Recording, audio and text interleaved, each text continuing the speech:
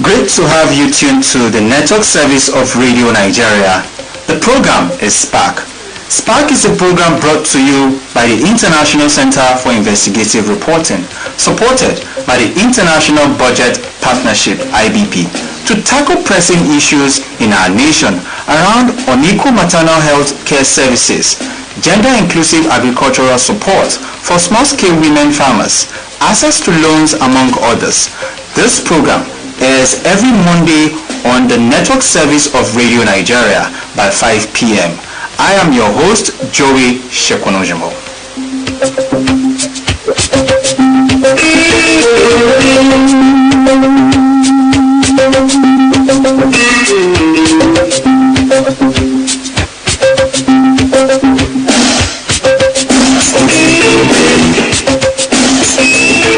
Health financing is the backbone of quality healthcare delivery. Yet, challenges around budget releases and utilization often hinders real progress. Today's conversation will pinpoint how health budgets are managed, the gaps that impact service delivery, and what to be done to improve transparency and accountability for better public health outcomes. When we talk about health budget credibility, what exactly do we mean? Join me now to share expertise on health budget accountability, ensuring effective use of health funds is Comrade Olaniyi A, Filade, State Treasurer, National Association of Nigerian Nurses and Midwives, NANNM, FCT Council. And to our esteemed listener, the telephone line to make your contributions are 091 5091 01482 or 091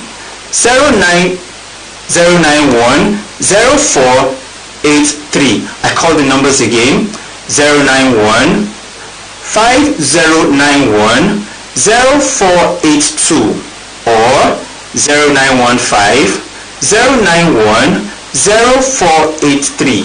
You can send your questions on WhatsApp to 0810 250 7579.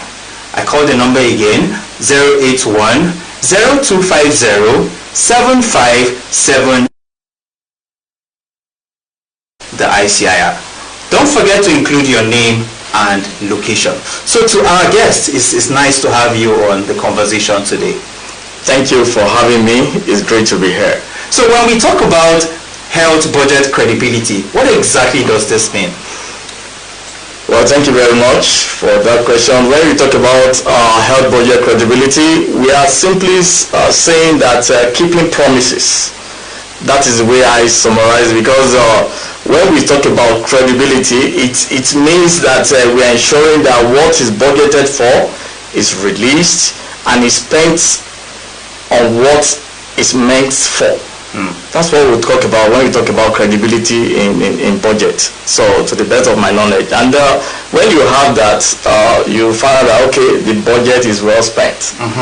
As planned, as proposed. That's very interesting. So when we talk about health funds allocated, and we still hear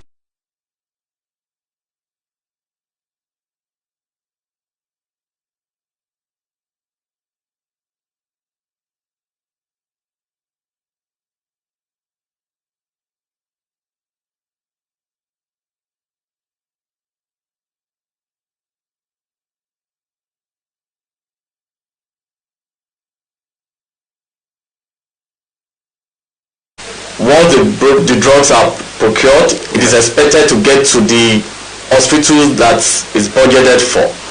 But in most cases, once a certain amount is allocated for a particular specific item in the health system, and if it didn't get there, then that is where the issue comes. And that has been the major issue we have in Nigeria health sector today. Looking at our budget, which is about just slightly above 5% of the entire budget in the country.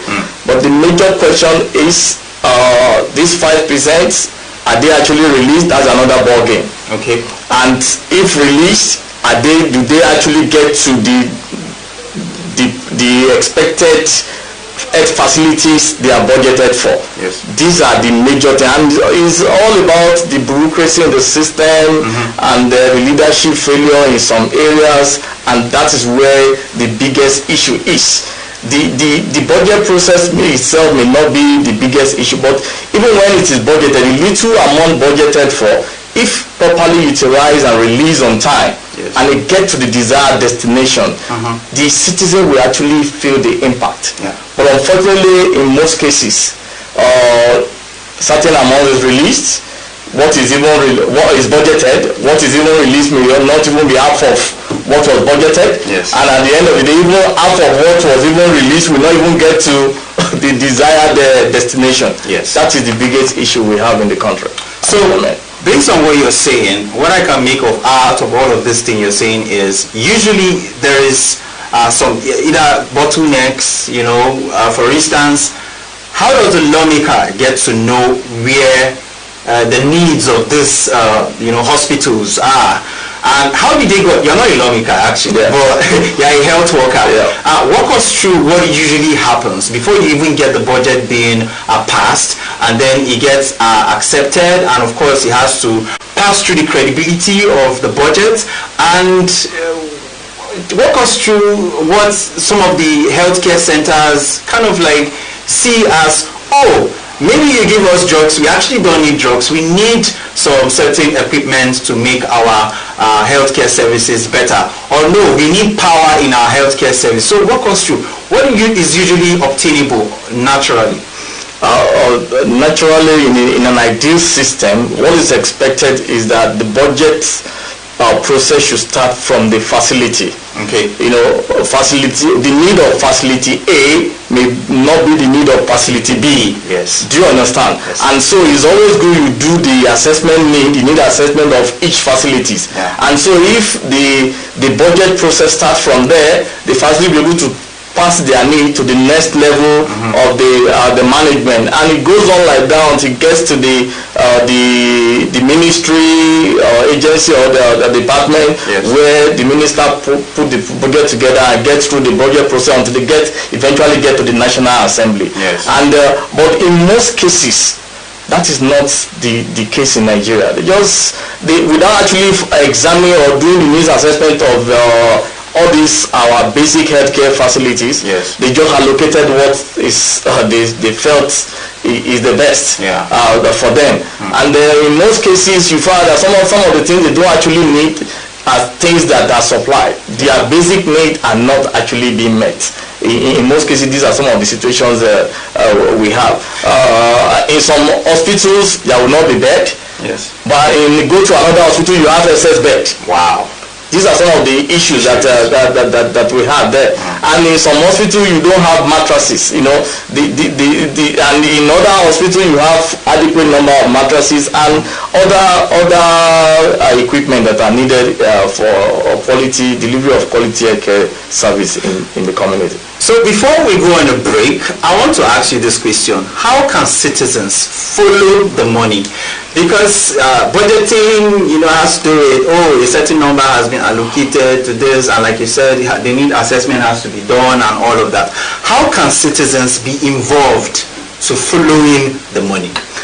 One of the things that the citizen needs to do, I think, is actually start from government. Okay. Because the government itself has to be transparent in the entire process. Yes. Transparency involves making public what is allocated, what is released, yes, and the expenditure should be made public. By the time all these are made public, then the citizens will be able to really track, yes, what was allocated, what was released, yes, and what is being spent and what is spent for. But the moment the whole process is not transparent and is done in a very shoddy manner, then there is nothing to track by the citizen. The world is like chasing shadows, because there is nothing there to say. And some of our leaders have not actually been doing well in this area, because if the whole process is transparent, citizens can really track. And that is why issue of these civil societies, press, journalists and other stakeholders in the health sector have to play a critical role and put into enforce or annex this FOI bill to seek information as regards what was allocated, what was released, what is being spent for. If that is actually annexed, I think the city will be able to actually keep track and really understand what the government is doing as regards the health budgeting and allocation to health sector. Alright, so remember, you can call these numbers 0915 091 0482 or 0915 091 0483 and tell us what you think or ask our guest any question related to this topic. Also, you can send us your questions via our WhatsApp on this number 0810 250 7597. We are also live on Facebook at the ICIR. You're tuned to the network service of Radio Nigeria and the program is Spark, brought to you by the International Center for Investigative Reporting and supported by the International Budget Partnership IBP. We have been discussing health budget accountability, ensuring effective use of health funds. We'll go on a short break now, and when we return, we'll be taking your calls for questions and contributions. Please stay tuned. Radio Nigeria, uplifting the people and uniting the nation. Let's have some peace. Nigerians are peace-loving and hard-working people. And countries only develop and grow when there is peace and stability. There are different kinds of problems in every society, and so in every country. If there are problems here, Nigeria is not an exception. There is no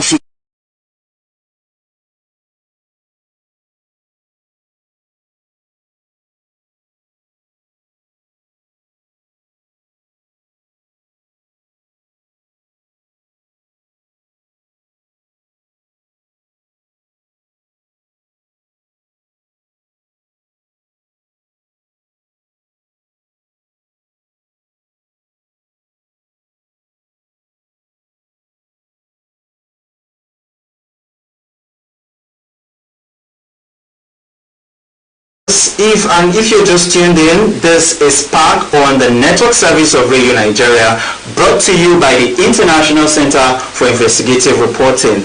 We've been looking at health budget accountability, ensuring effective use of healthcare funds, and our guest has been Comrade Olaniyi Filade, State Treasurer at NANNM FCT Council. So before we open the phone lines, I just have one question to ask you. So what are some of the strategies that can be implemented to strengthen accountability and ensure health funds are effectively used in Nigeria? Oh, thank you very much. Earlier before we went on break, I told you that transparency is key. If government is transparent in the entire system, it will really help the citizen in tracking. So that is the key thing there. The second thing is about digital tracking. Okay. And when we say digital tracking, we should be able to know the contracting process should be made public. There should be e-procurement to monitor the projects. That is what digital tracking is about. And then we should also talk about performance-based financing. Is key. It's one of the strategy government is is working on, but I think they can actually do better than that. And it means that they tie the fund to a specific item like immunizations and maternity care and things like that, so that the public should be able to track what government is spending ₦1 on. And this really is still confident in the heart of the citizen, and to really help them to really appreciate the effort of government in addressing key health challenges we have in Nigeria. Apart from that, there should be this legislative oversight is very key. It's not about the national or the state assembly passing a budget. They should be able to follow what the budget is meant for. Keep track, monitor the implementation of this budget. And in most cases, one of the biggest challenges is not just about allocating specific amounts to health. The release has to be tracked. And the National Assembly should be deeply involved, and State Assembly should be deeply involved in ensuring that the actual money budgeted is released. Because that's one of the major challenges of the MDAs. When the budgets are not released, it becomes an issue for them. And when there is no money, that means there will be no drug. That's right. That means the quality of healthcare services in the rural community will be poor. And you don't expect the healthcare workers to do magic when there are no tools, no equipment, no basic utilities to use to deliver this healthcare service. It will really jeopardize whatever effort government is having the moment there is failure in the release of funds. Okay, so for those that are illiterate, like my grandma and my mom, but that probably do not know how to read, and my grandpa that doesn't know how to read, you talk about global digital tracking, and we talked about following the money. How can people that are not educated, because they actually live in those rural areas, so how can these people that are not learned know how to track? And I know that usually when there is an ongoing project, usually there is this small tiny billboard that gives an idea of how who that contract was, given and all of that. But I know to some they may understand what that means, but they may not understand digital tracking. So how can we make those that are not learned, that are in the rural areas, go about tracking and following the money? Thank you very much. One of the key things government needs to know, or we need to know as a public health expert, community participation is key. And to the people in the rural community, people in my village, for instance, who can neither write or read, what it means for them, when we say government is trying, what it means to them is that you go to the healthcare center, there is drug. But the moment there is no drug, there is nothing, they believe is that there is nothing is working. Actually. Do you understand? They go to a healthcare facility, they're able to meet a qualified healthcare practitioner that meets their need. That is the evidence for them that, things are working.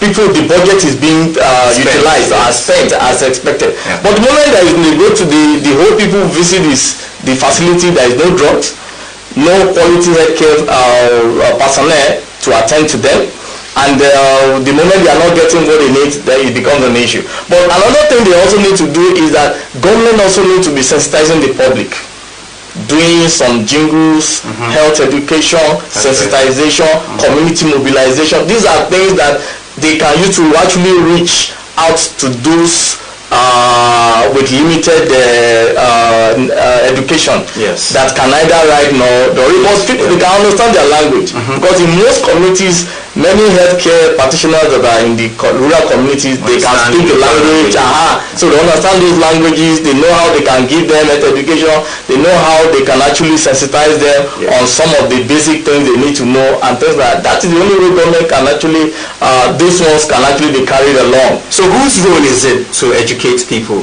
Well, is it the government or you and I? Because I don't want us to always put it back to the government. You did make mention of something that has to do with the healthcare workers even understanding local languages. How about I also educate my parents, educate my dad, educate my mom? So what can we do as Nigerians? Earlier I made mention of certain stakeholders in the healthcare sector. Journalists is among them. Because even what we are doing now is to educate the public. That's right. On the healthcare budget, the credibility and the budget allocation and things like that. These are some of the things we can do. Unfortunately, those who don't understand English may not be able to really benefit much on this program. But in other languages, there could be this same program can be done in a Yoruba language, in Hausa language, in Igbo language, where citizens who cannot understand English, they understand all these other languages. Apart from that, I talk about civil society. Organizing community health sensitization program. These are things that you can use to educate the people at the grassroots, because they actually need to benefit from the healthcare system. So apart from that, just like you have said, you and I need to educate our parents back home. That's right. Those relatives who have limited knowledge in healthcare system, they need to be educated. And one thing they believe is that the moment they hear from us, people in the city, and our children are the one educating them. They believe that, and they are confident in the healthcare system will actually increase, and it will help them to patronize these healthcare services. Even our religious leaders. Thank you very much. They are part of the stakeholders. Yes, they have a lot of influence. The imam, the pastors, these are the traditional. All these people, they are stakeholders in the healthcare industry. Alright, the telephone lines are open for you to make your contributions or ask questions. The numbers to call are 0915 091 0483 or 0915 091 0482. That's the number to reach us, and I'm very hopeful that our guest here is going to answer some of your questions. So as we await the calls to come in, I have this other question to ask you. Talking about how poor our budget are being allocated and the management impact. Now, how does poor budget allocation and management impact the delivery of health services at community level? Thank you very much. Well, John, like I said earlier, once the budget is not properly handled, that's right, and probably the money is not even released, and what it means is that when it amounts to poor funding. And when you say poor funding, it means no drugs, it means broken infrastructure, it means dilapidated structures, that's right, it means underdeveloped staff, demotivated staff. And the moment all these are in place, and rural areas are the worst hit. That's right. Because the moment all those things are not there, the staff there are not just motivated. There are so many permanent care centers in Nigeria today that you don't have staff. Yeah. They are not even utilized, not even talk about underutilized. They are not even being utilized at all because there is nothing there to talk about. And it is a good thing to build infrastructure. Like the current government now, they are trying to ensure that there is healthcare facility in every ward. But it's not about structure. It's not about the physical structure. That's what I mean. Yes. It's about deploying the skilled personnel in there, then equipping those structures. Functionality. As a matter of fact, even without building the ones we have on ground now, they are under-equipped. Okay. They are grossly under-equipped. And many of them, they don't even have staff. Wow. Even the secondary and tertiary healthcare facilities we have in the country, they are grossly understaffed. Wow. That's the truth. We are in Abuja. If you go to some of the major hospitals we have in Abuja here, you will find that this personnel they are understaffed. The facilities are understaffed. Yes. And that's why you always see doctors threatening to go on strike, nurses threatening to go on strike. Even in FCT recently, the NANNM had to revert the strike after a lot of intervention. That's right. But the truth of the matter is that when you are talking about health funding, talking about delivery of quality health care to the citizen, manpower is key. Yes. And if there is no manpower, even if you have sophisticated infrastructure and equipment there, and there is no skilled manpower to operate it, it amounts to nothing. Yeah. And that's one of the major things we have now in the country. That's the manpower are not just there. The JAPA system, the JAPA syndrome has really made things worse lately. That's right. And unfortunately, government is not, all those who have left or are leaving, there is no adequate replacement for them. Even before they left, there is already shortage. Wow. And now that they have left and there is no replacement, it's compounded the problem. And so that area of skilled manpower is one of the key things that government need to address. So mid this year, there was such shortage of staff, and I think you were on strike. Yes. And we spoke to your chairman, and he was able to speak with us, and he revealed a lot of shocking data that has to do with even the number of people, women that were supposed to see doctor, that were due to give birth and all of that. And most of the primary health cares were shut down. In fact, I had a child. My own son could not take his immunization. So it's already impacting me. It is. So it's impacting every other person that is listening to this. But the question now is, how can we sort the issue of shortage of staff? One of the things it's all about, I just told you now that in Nigerian health budget this year, as a matter of fact, Since 2021 to date, the percentage allocated to health is slightly above 4%. It's on the average of 4%. Wow. It's only in this year now we have about 5%. But the 5% is still grossly inadequate compared to the needs. Government really need to prioritize this and declare emergency in this health sector to be able to meet the health need of the populace. As we speak, thousands of nurses are out there unemployed. Wow. The Nursing and Midwifery Council of Nigeria is turning out large numbers of thousands of nurses and midwives yearly, but they are not gainfully employed. And you go to the health facility, you see just a nurse taking care of 30, 40 patients. How can you expect a quality healthcare delivery in that kind of system? And so if government really invest more, pay attention to manpower, declare like in FCT, if FCT injects recruit additional like 1,000 nurses, do you know that is not even enough? Wow. If 1,000 is injected into the system. How many nurses do we have in FCT? In FCT, just slightly above 1,000. This is FCT that has over 2,000 health work nurses and midwives in the past. Wow. As we speak now, they are probably just in the neighborhood of 1,000. Yes.